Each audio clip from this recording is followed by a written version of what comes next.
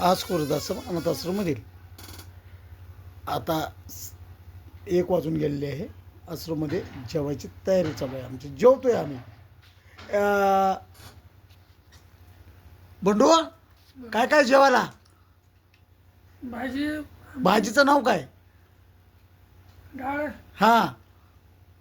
अजून आमटी, अजून चपाती, भाजी, अच्छा. सतीश, क्या बेटा खाने के लिए आपने?